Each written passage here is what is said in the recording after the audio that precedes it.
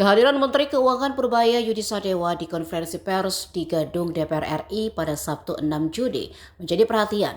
Purbaya bersama Gubernur Bank Indonesia Peri Warjio diundang pimpinan DPR untuk melakukan konferensi pers. Hadir pula Wakil Ketua DPR RI Sufmi Dasko Ahmad dan Menteri Sekretaris Negara Prasetyo Hadi. Konferensi digelar untuk menyampaikan kondisi perekonomian terkini di balik merosotnya nilai tukar rupiah dan indeks saham di Bursa Efek. Yang jadi sorotan, ekspresi Purbaya. Sepanjang mengikuti keterangan pers, Purbaya nyaris tanpa senyum. Mengenakan batik biru kekuningan, kedua tangannya disilangkan di perut. Dia hanya menunduk ketika Mensesnek berbicara. Bahkan saat gilirannya berbicara kondisi ekonomi sekarang, tak nampak mimik canda di wajahnya seperti biasa. Kondisi ini seolah mengingatkan kembali saat celutukan Presiden Prabowo terkait senyum Purbaya. Saat itu nilai tukar dolar terhadap rupiah juga mulai lemah. Namun Prabowo berkelakar, selama Purbaya masih bisa senyum, maka kondisi ekonomi dipastikan aman. Ada yang ngurus keuangan ya. Purbaya sekarang populer banget, Purbaya itu.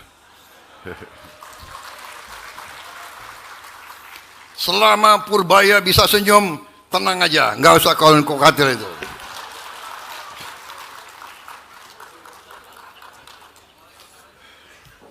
Mau dolar berapa ribu kek, kan kalian di desa-desa nggak pakai dolar. Yang pusing yang itu, yang suka keluar negeri. Ayo, siapa ini? Dari meeting RAPBN, dari pertemuan APBN kita kemarin sudah terlihat kan fundamental ekonomi kita baik, fiskal juga dalam keadaan yang baik, amat baik malah kalau kita lihat dari acuan-acuan yang ada. Jadi ke depan kita akan fokus memastikan kebijakan fiskal berjalan dengan baik sehingga pertumbuhan kita semakin cepat. Dalam perjalanannya tentu kita akan meningkatkan juga koordinasi dengan Bank Sentral. Kita akan mendukung Bank Sentral memperkuat koordinasi supaya kebijakan semakin sinkron, supaya dampak kebijakan antara moneter dan fiskal lebih signifikan ke perekonomian. Dan tentunya kalau kebijakannya udah menyatu seperti itu, sinergi penuh, itu harusnya akan mengembalikan kepercayaan pasar ke nilai tukar rupiah ke rupiah, sehingga rupiah akan meningkat secara signifikan, tidak akan melemah lagi ke level yang lebih tinggi dari sekarang. Yang penting adalah kita ingin melihat dampak ke masyarakat yang positif dari rupiah itu. Kan saya dengar penjual tempe, penjual tahu sudah tergerus keuntungannya atau terpaksa menaikkan harga karena bahan bakunya masih diimpor. Yang jelas itu kan menaikkan cost of production mereka. Dengan nanti kebijakan lebih bagus, itu kita akan melihat rupiah yang lebih stabil sehingga para pedagang tahu, tempe, dan ibu-ibu di rumah tangga juga bisa merasakan harga yang lebih baik dan tidak terbebani lagi beban hidupnya secara tidak mengalami kenaikan beban hidup yang terlalu signifikan. Jadi sinkronisasi kebijakan ini amat baik sekali untuk ekonomi kita di level makro maupun di level mikro ke depannya. Demikian, wassalamualaikum warahmatullahi wabarakatuh. Kami hormati Pak Dasko sebagai pimpinan DPR, Gubernur Bank Indonesia, kemudian Menteri Keuangan, dan Mas Hekal, pimpinan Komisi 11, dan teman-teman media yang kami hormati dan kami banggakan, yang hari Sabtu pagi masih terus menjalankan tugasnya. Pertama-tama tentu kami mewakili pemerintah menyampaikan terima kasih kepada Bapak Dasko sebagai pimpinan DPR yang telah memfasilitasi pertemuan pada pagi hari ini di antara kita semua, karena kebetulan Pak Menko Ekonomi sedang berada di luar negeri sehingga kami diminta untuk mewakili.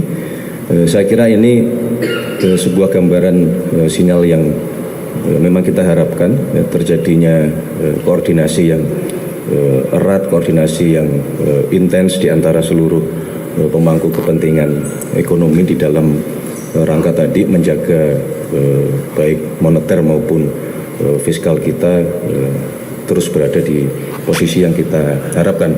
dalam situasi hari ini menuntut kerjasama di antara kita semua, bahwa kebijakan-kebijakan harus saling mendukung, saling memperkuat satu sama lain, ya, baik dari sisi ekonomi makro di moneter yang di bawah Gubernur Bank Indonesia maupun di sisi fiskal yang dikendalikan oleh Menteri Keuangan yang kemarin dilaporkan dari angka-angka indikator menunjukkan bahwa sesungguhnya fundamental ekonomi kita memang cukup kuat, tetapi kami juga merasa bahwa pemerintah harus terus mendorong program-program yang itu dapat meningkatkan pertumbuhan sektor ekonomi real untuk bisa dipercepat, terutama program-program di bidang pangan, program-program di bidang energi, kemudian program-program di bidang perikanan, dan termasuk industrialisasi dan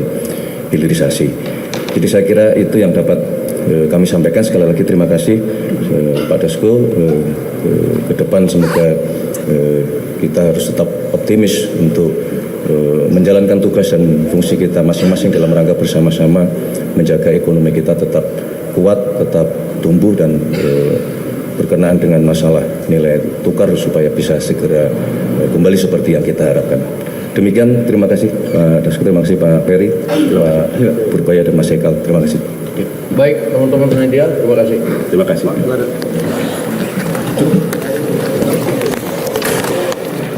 Download Tribun X sekarang, menghadirkan lokal menjadi Indonesia.